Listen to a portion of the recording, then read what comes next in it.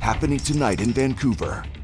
Almost every other day, someone comes in and said that someone new that you know has passed. A record-setting month for fatal overdoses in BC, the latest number of toxic drug deaths, and why outreach workers are feeling helpless. A father of two who initially was on the fence about vaccinations dies of COVID-19 on Vancouver Island. The unique legacy he leaves behind just ahead. It is for the whole country to lift up. It's for the whole country to share. It's even for the world to share.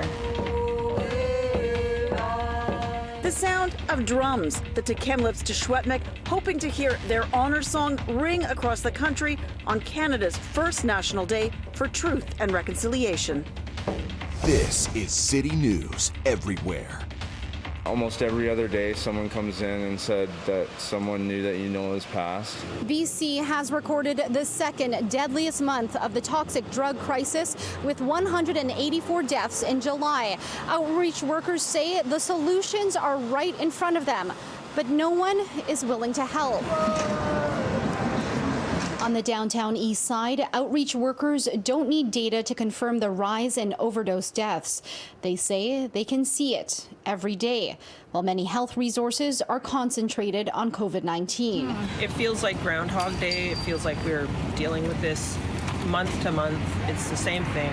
More overdoses, coming to work and knowing the look on someone's face that someone that we know has died is terrible. It's hard to even know how to react anymore. Oxygen is our second best weapon. Lorna Bird is watching over an injection room here at the Vancouver area network of drug users. This woman says she's here because her housing doesn't allow guests in her room during the pandemic, and too many people were dying using drugs alone. I'm here to help. Like, soon as I'm watching right away, if somebody goes down, I'm grabbing the Narcan kit. You know, and we got our oxygen, you know, like if I can save somebody's life, I've been doing my job right. It's depressing, it's sad. It seems like all we're doing is going uphill. There's no end in sight, it seems, and it's getting a lot of people down. I mean, I can see it everywhere. BC's chief coroner said Wednesday the numbers are a stark reminder of the tragic and unrelenting trajectory of this public health emergency. The province released a lengthy statement which in part says it's working on saving lives in the longer term. This includes more and varied services that address the root causes of addiction, decriminalization to stop the stigma against people who use drugs, and a prescribed safer supply to separate people from poisoned street drugs. Outreach workers say they've noticed more drugs containing benzodiazepines, creating a toxic mix, and they've long called for a safe drug supply. They would know what's in their drugs. They would know how strong their drugs are. They would know where their drugs came from. And then they would be able to use something that's not going to kill them. And honestly, that would give us some more hope. July's numbers bring the total deaths in BC to more than 1,200 since January. In Vancouver, Crystal Adaris, City News. 11 more people have died, and there are 813 more cases of COVID-19 in the last 24 hours in BC. There are about 6,000 active cases in the province. Of the 340 people who are in hospital with the virus, 146 of those are in the ICU. Following calls from teachers and parents, the Surrey Board of Education has announced their COVID-19 mask mandate will be expanded to include all students from kindergarten to grade 12. This follows a similar move by the Vancouver School Board earlier this week. Surrey is also considering hosting vaccine clinics in schools and is promoting the use of take-home gargle tests for families with children who become symptomatic while at school. The expanded mandate will begin on Monday, and the new Westminster Board has announced they will not be extending their mask mandate. A Vancouver Island dad whose battle with COVID-19 inspired a campaign to convince others to get vaccinated has passed away. His wife sharing an emotional Facebook post writing, "Oh my love, what I would give to be able to kiss you one last time, to hold your hand." Josh Meller contracted the Delta variant of COVID-19 at the end of August. Meller was a Cowichan father who had asthma. He was reportedly on the fence about getting vaccinated, even though his wife had both doses. He soon ended up in the ICU at Royal Jubilee Hospital in Victoria. On Monday, he passed away, leaving behind 2 young children, a toddler and a 3-month-old. His wife writing on social media Tuesday, "This is so surreal. I keep thinking you'll come home from a typical long day of work. I know you'll be with us, protecting me and the girls every day." The 39-year-old's wife had spoken publicly about her husband's battle with the virus in the weeks after he got sick, with the hopes of encouraging others to get a jab for Josh. A Facebook page was created called Josh's Fan Club to share photos and encouragement for Meller and his family, as well as post selfies of people getting their vaccines in his honor. What a lot of my colleagues working in the emergency room or intensive or in critical care, they all say that every single one of these patients come in and some of them are trying to say, well, can I get vaccinated now? And we have to say, unfortunately, no, it's too late. Dr. Anna Wallach, a GP and volunteer with the This Is Our Shot campaign, says it's so important to open a dialogue with those in your life who are still on the fence about the vaccine. And let them tell you what their concerns are and what their fears are. Because if you go in and you say something like, oh, I know you're scared because it's an mRNA and this is a new variant, but I'm going to tell you it's not a new, you're just jumping to assumptions and it makes them feel like they're not being heard. You need to make sure that they know they're being heard and that talking to you is a safe place and it's a safe space. So that's the biggest thing, is listening to their concerns, listening to their fears, and, being a friend or a loved one and just navigating through that as if it was any other fear or anxiety. According to his obituary, Meller was overwhelmed by the support he and his family received after he contracted COVID-19. He left behind a legacy of people whom he inspired to get vaccinated, protecting themselves and those around them. Ashley Burr, City News. A transit driver critically injured in a bus accident this week has died in hospital. Longtime Coast Mountain Bus Company worker Charanjit Parhar was critically injured when he was pinned between 2 buses in downtown Vancouver on Monday. His union is among those grieving his loss. I worked with him out of Vancouver Depot when Depot were at 41st and Oak.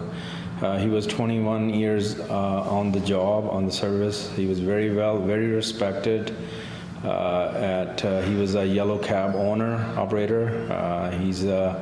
I'm receiving phone calls from their co-workers over there as well. Everybody's saddened with the news. According to Unifor, flags will be at half-mast for Parhar on Friday, and workers will be wearing black ribbons in remembrance. Vancouver Police and WorkSafe BC are also involved in the investigation. One person is dead and another in critical condition after a fire in Burnaby Tuesday night. Flames broke out just before 10:30 p.m. near Victory Avenue and Sussex Avenue. When fire crews arrived, they were told people were trapped inside. Immediately upon arrival of the fire department, some initial firefighting work had to take place, and then immediately we focused on a rescue. Crews went into the basement area, which was fairly and directly the location at which we believe those people were at, made a rescue and actually pulled them from the building, out of the building, to where we could care for them medically. The home has sustained extensive damage, and an investigation into the cause is underway. I think it was very early, too early, to open up Stanley Park.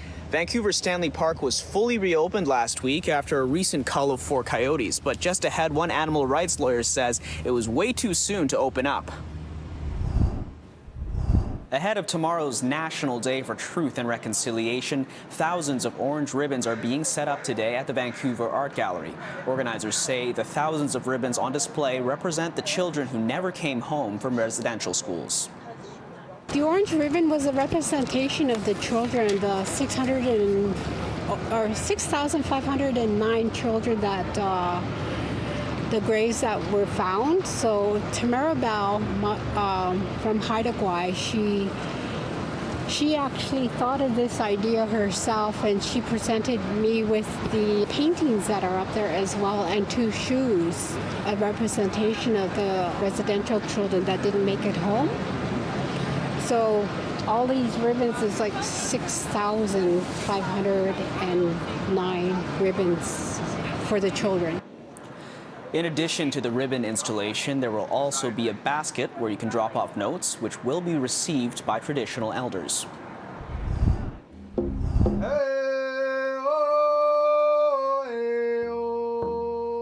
As Canada marks the National Day for Truth and Reconciliation Thursday, this is what the Kamloops First Nation, the Kamloops to Squamish, are hoping to hear from coast to coast. It is for the whole country to lift up. It's for the whole country to share. It's even for the world to share. The Squamish Honor Song. At 2:15 Pacific Time for the 215 children buried here at the former Kamloops Indian Residential School and every residential school child who never made it home. Chief Roseanne Casimir, or Cookpie as she's called in Squamish, says the drums are a shared heartbeat. Well, the drum is something that's sacred to all of us as First Nations. And it doesn't matter which community you're from, the drum connects us. When you see one coming, that means business of the best kind. When someone shows up with a drum, you know that they're coming with peace and love within who they are and what they're bringing, and you know that they want to share a song with you. So everyone can share in this song on this day. There's a tutorial to follow along. The chief will be singing here with her community in their arbor. Everyone else can follow along from anywhere, with or without a drum. Either use your hands and use your hands. You could use your leg. You can pull out one of your pots. You could anything that you could make noise to have the same beat of the drum, as if it were a drum.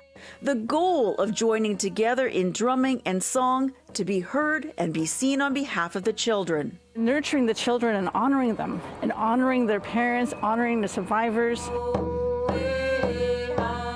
Join us Thursday when we'll hear more from the chief on a community surviving the Indian residential school system and the awakening of the country to the trauma they created on Canada's first National Day for Truth and Reconciliation. In Kamloops, Lisa Yuzda, City News. Hey, hi. The sad thing is, they don't want to be accountable. They don't want to stop their discrimination. The federal court dismisses Canada's appeals against First Nations kids in court. A suspect has been arrested after allegedly carrying a rifle through a Squamish neighborhood. RCMP asked residents to stay inside and lock their doors as Mounties contain the area near Diamond Head Road. Investigators haven't confirmed charges or what led to yesterday's events. A 4-month-long drug trafficking investigation has resulted in the seizure of drugs, vehicles, and an illegal weapon. Burnaby RCMP conducted 4 search warrants on residences in Burnaby and Vancouver. They seized multiple kilograms of cocaine, meth, and counterfeit prescription pills. They also recovered an unregistered restricted handgun, which is also known as a ghost gun. I think that they opened Stanley Park way too early. Vancouver's Stanley Park fully reopened last week after 4 coyotes were killed by conservation officers in a call that was spurred by multiple attacks in the park this year. But one animal rights lawyer says it was far too soon for the park to open up. They should have left it closed not only overnight, but completely for a certain period of time until the experts can figure out what's truly going on and to come up with a long-term solution that is viable, that does not include killing coyotes. The park was put under nightly closures since the end of August to prevent more coyote attacks. The Vancouver Park Board called to have the coyotes removed, and when relocating the coyotes wasn't an option, BC's Ministry of Forests said they would begin trapping and killing up to 35 coyotes. They were saying how they're going to kill about 35 coyotes because that's the number that they believe was there, and clearly they don't know what they're doing even. Now they're saying, oh, actually, we only need to kill 4. And in my view, that's just, it speaks volumes to how they really don't know coyote behavior. They don't know the numbers. They don't know, they're not properly dealing with the situation. Conservation officers have arrested 2 Lower Mainland residents in connection to allegedly feeding coyotes in Stanley Park. Feeding coyotes is part of what has made the animals so aggressive and fearless of humans, and the park board is now expected to enact a bylaw that would fine people caught feeding any kind of wildlife, not just coyotes, but ducks, geese, raccoons, and fish too. The park board has considered a $500 fine. Rebecca Brader wants to see the maximum allowed under the law, $2,000. If the city of Vancouver prides itself on being the greenest city in the world and being a progressive city, then it's time that the city shows that it is serious about protecting wildlife and coexisting with wildlife in our parks. In Vancouver, Keir Junos, City News. A woman who grew up in Abbotsford but has been living in Costa Rica has gone missing, and police in Abbotsford are assisting in the search. Jacqueline Ferland Smith, who also goes by Jackie, was last seen by her husband on August 17th at their home in Playa del Hermosa. Jacqueline has been living with her Canadian husband in Costa Rica for 2 years. She has a degree in kinesiology and previously worked as a Canadian military training officer. Investigators say her parents are extremely concerned, and anyone with any information should reach out to Abbotsford Police. The president of the National Police Federation is applauding its members for holding, quote, the thin blue line between order and chaos at the Fairy Creek protests. The statement came after a BC Supreme Court ruling yesterday that denied forestry company Teal Jones a 1-year injunction extension to limit protests by old-growth logging opponents. Justice Douglas Thompson said in his decision the methods of enforcement based on the court order infringed civil liberties, and while he found police acted with reasonable force, there were lapses in reasonable crowd control. Thompson also said it was important to get the court out from the middle of this dispute and leave government and police to resolve protests with the tools already available to them. Well, they were throwing all those silly arguments out because the facts were against them. And the sad thing is, they don't want to be accountable. They don't want to stop their discrimination. Canada's federal court upholds a human rights tribunal ruling saying the federal government must pay compensation to kids unfairly discriminated against by an underfunded First Nations Child and Family Services system. It's the latest decision in a legal battle that dates back to 2007. Cindy Blackstock, who brought forward the complaint, says anyone who looks at the facts of the matter would agree. We've had 27 rulings in this case. All of them have been in favor of the children, except for one that was overturned on appeal. Every time someone takes a clear look at the facts line up in favor of the kids and against the Canadian government. The tribunal found Canada was underfunding First Nations Child and Family Services, which amounts to systemic discrimination based on race. It also ruled around 50,000 affected children would be entitled to $40,000 in compensation each. But the Canadian government sought that to be overturned on review, saying individual compensation for systemic discrimination isn't appropriate, and the tribunal doesn't have jurisdiction to give compensation like what's seen in a class action. Justice Paul Favel dismissed those arguments, writing that, quote, the compensation decision is reasonable because the CHRA provides the tribunal with broad discretion to fashion appropriate remedies to fit the circumstances. I think they actually wanted to pay some of these victims less. And that raises the question, if the Prime Minister doesn't think being unnecessarily removed from your family or being hurt or even dying as a result of this type of discrimination is worth $40,000, then how much does he think that's worth? The federal court also looked at who qualifies for Jordan's Principle, a policy that says if the federal government and province can't agree on who should pay for care for a First Nations child, the service should be delivered first and the bill can be settled later. The tribunal ruled eligibility should be expanded, but the federal government argued this was not part of the tribunal's jurisdiction, again seeking judicial review. But Justice Favel wrote that the tribunal made no errors and the decision should stand. Both these decisions could still go to the Federal Court of Appeals, but Blackstock says Canadians need to let the government know if they want that to happen. The Canadian people need to step in and say, look, do not appeal this decision. Obey the other orders that are on the books, and make sure that this generation of kids doesn't have to recover from their childhoods because of what the Canadian government is doing to them. Now, the federal government has 30 days to make an appeal if it intends to do so. City News reached out to the Office of the Attorney General, but they say the question would be better handled by Indigenous Services Canada. We reached out to ISC, and we're waiting now for a response. In Ottawa, Shaoli Lee, City News. Students at Ecole Glen Elementary in Coquitlam have helped mark a major milestone that has ties to Terry Fox. The family of Terry Fox recently traced the Marathon of Hope, Pioneers Heritage, which includes Métis ancestry. The Fox family, along with multiple groups, have launched the Terry Fox Inspiration in Action Lesson Plans pilot project. Terry Fox also attended Ecole Glen Elementary as a child. We have learned more recently of Terry's Métis heritage. The origins are on Terry's mother's side. Marianne Gladue, our grandma, was born in Dunseith, North Dakota, and spent her early years on Turtle Mountain First Nations Reserve after her parents fled the Red River settlement after the 1869 rebellion. Terry would pass away on Marianne Gladue's birthday. When Marianne Gladue passed away 20 years later, her entire family was in Melita, Manitoba for her funeral, and the following day we would all be participating together as a family in the Terry Fox Run in Little Melita, Manitoba. Other groups involved include the BC Sports Hall of Fame, Métis Nation BC, the Indigenous Sport, Physical Activity and Recreation Council, and the Coquitlam School District.